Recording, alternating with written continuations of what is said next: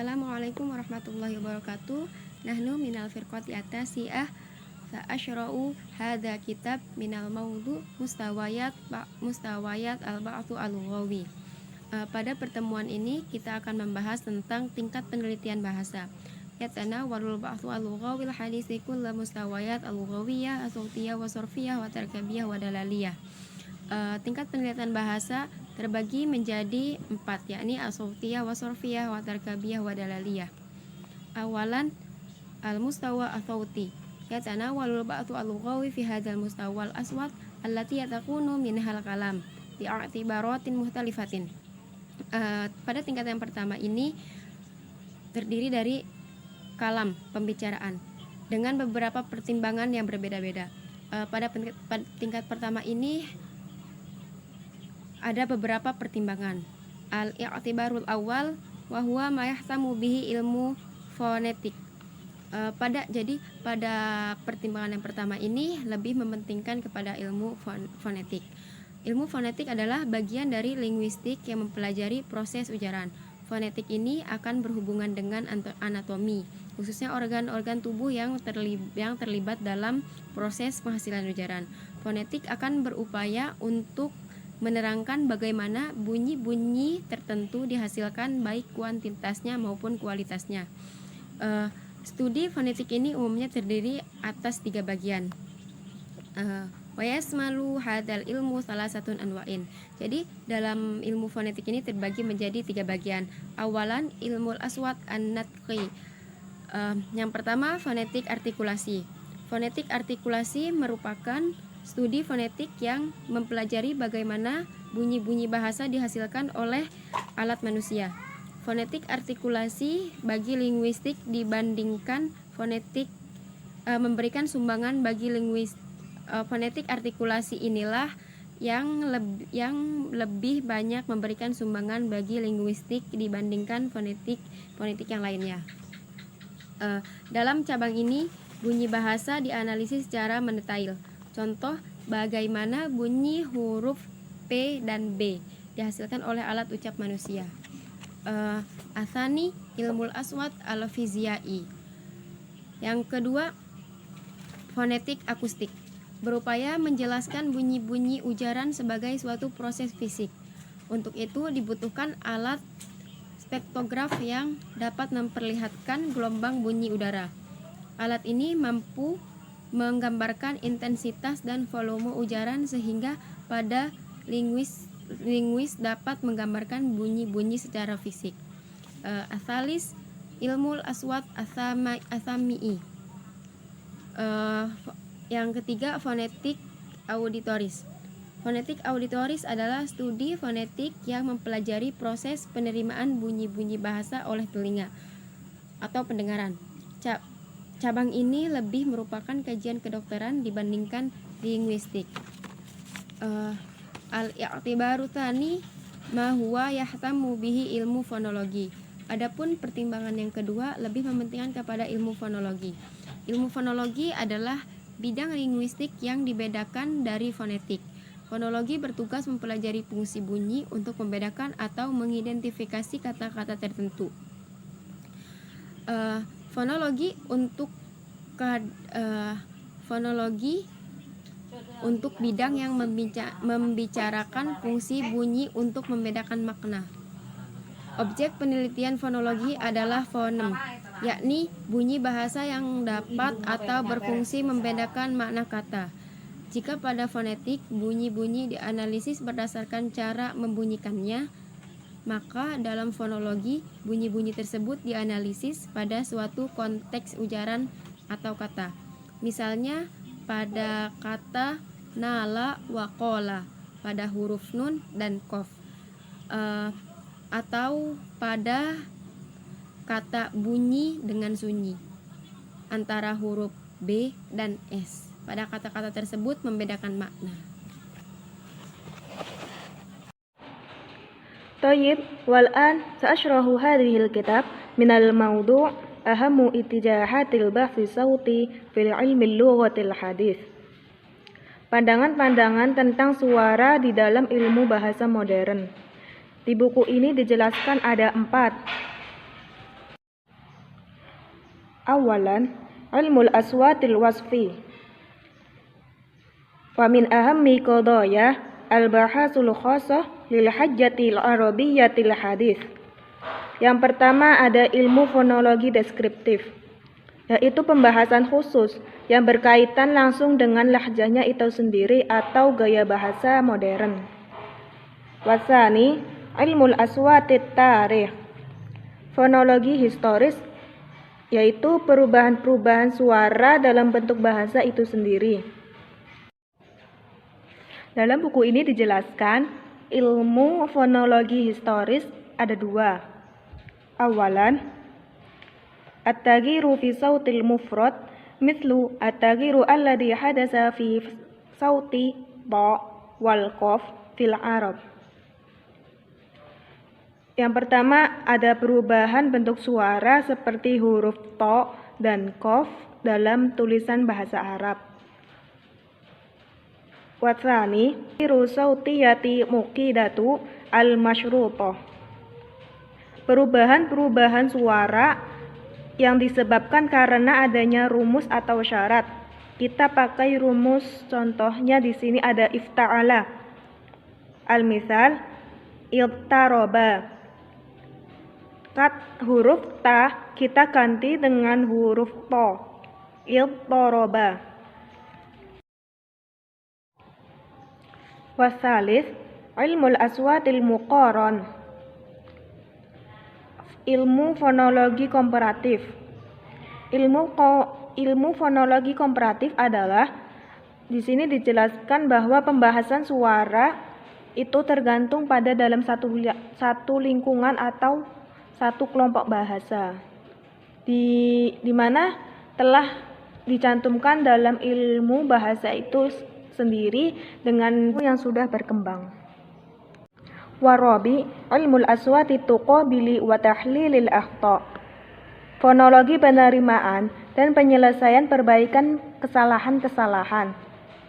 Wa min ahammi khotoya hadal ilmu ad-dirasa sautiyati lahjati amiyah fi muqabilil hajjati. Assalamualaikum warahmatullahi wabarakatuh. Di sini saya akan melanjutkan presentasi, yaitu materi selanjutnya adalah mustawa as-sarfi, yaitu tingkatan morfologis. Ya karena walul bahasa al-lugha fi hadil mustawa al-kalimatu kharijat tarkib fadrusu sayhal kalimatu min haitsu binaiha wa taghayyaratu allati tatra'a 'alaiha min nakisi au ziyadah wa asaru dzalika fil ma'ni. Jadi artinya penelitian linguistik pada tingkat ini berkaitan dengan kata di luar sintaksis dan mempelajari rumus kata-kata dalam hal kesetaraannya, perubahan yang terjadi pada mereka dari penurunan atau kenaikan, dan pengaruhnya pada makna. Jadi morfologi adalah cabang linguistik yang mempelajari morfem. Morfologi menganalisis struktur, bentuk, dan klasifikasi kata. Contoh dalam fonologi bunyi B dan S pada kata bunyi dan sunyi disimpulkan sebagai fonem karena membedakan makna. Dalam kajian morfologi, kata-kata tersebut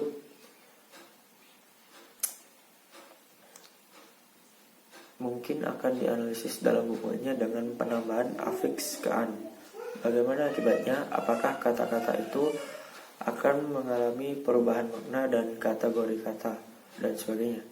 Inilah antara lain yang akan dikaji dalam morfologi. Juga salah satu fakta yang telah ditunda oleh linguistik modern adalah analisis pola-pola oriental dari setiap percikan atau pandangan sekilas dengan maksud untuk sampai pada gaya setiap bahasa untuk membuat kata-katanya. Poligrafi modern juga berkaitan dengan mempelajari perubahan perbankan yang terjadi dalam konstruksi kata untuk pertimbangan morfologis. Selanjutnya adalah al-mustawa at-tarkibi atau tingkatan sintaksis. Yatanawalul bahthu al-lugha fi hadzal mustawa ad-darasatu nizamu bina'il jumlah wa duru kulla jazai fi hadhil bina wa alaqatu ajza'u al-jumlatu bidha'iha bi ba'di wa atharu kulla jazai fil akhirah ma'a inayatu bil alamati al-i'rabiyati. Berurusan dengan penelitian linguistik pada tingkat ini mempelajari sistem sintaksis, peran masing-masing bagian dalam struktur ini, dan hubungan bagian kalimat satu sama lain, dan efek setiap kebebasan di sisi lain dengan perhatian pada tanda sintaksis. Jadi sintaksis dan morfologi dalam tata bahasa tradisional digolongkan sebagai tata bahasa atau gramatika. Jika morfologi membicarakan struktur internal kata, maka sintaksis membicarakan kata dalam hubungannya dengan kata-kata lain atau unsur-unsur lain sebagai suatu satuan ujaran. Hal-hal yang bisa dikaji dalam sintaksis adalah: 1. Struktur sintaksis mencakup masalah fungsi, kategori, dan peran sintaksis. 2. Sintaksis berupa kata, frase, klausa, kalimat, dan wacana. Dan 3.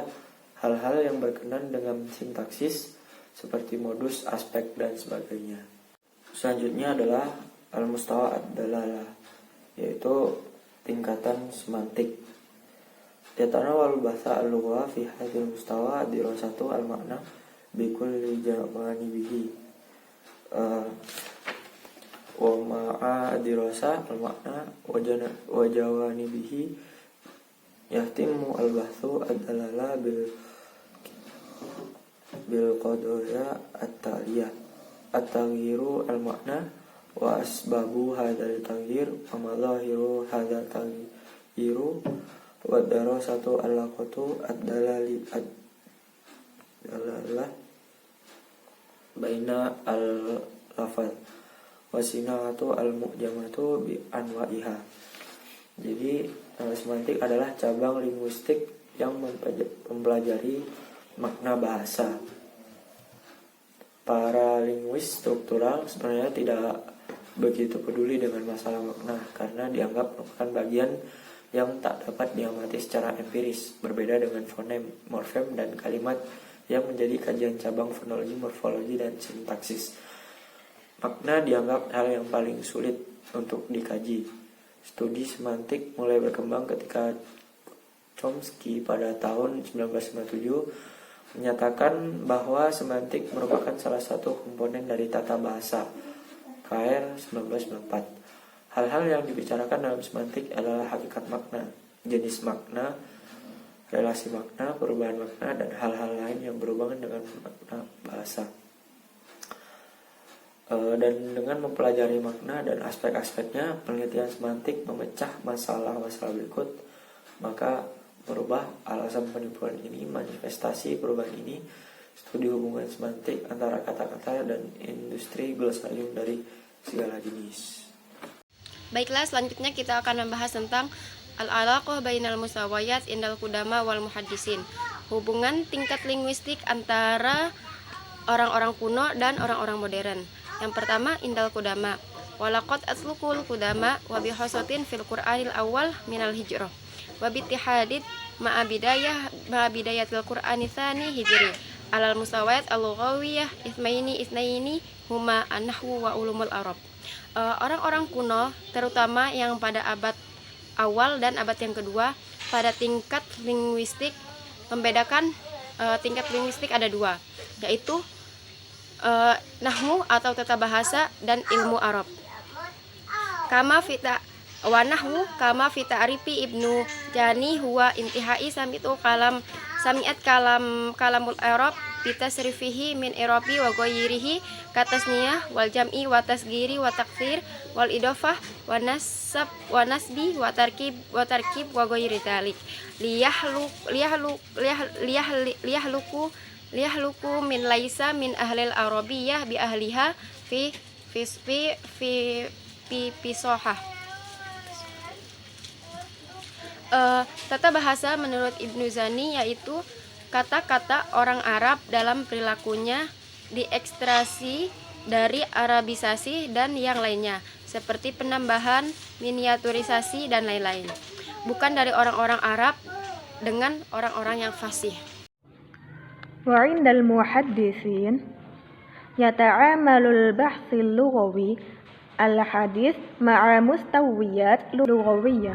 Menurut para ahli modern, pembahasan bahasa saling berhubungan dengan tingkatan-tingkatan bahasa dan saling menyempurnakan. فلكل مستوى يرتبط بالآخر ويفيده منه. Maka setiap tingkatan bahasa itu saling berhubungan dengan tingkatan-tingkatan lainnya dan memiliki arti yang sesuai. Fasarfu ya'tamidu ala aswati fi katsiri min masailihi. Maka ilmu sorof tergantung pada suara dalam pengucapannya. Wa nahwu ya'tamidu ala aswati sorfi ma'an. Dan ilmu nahwu tergantung pada suara dan ilmu sorofnya juga.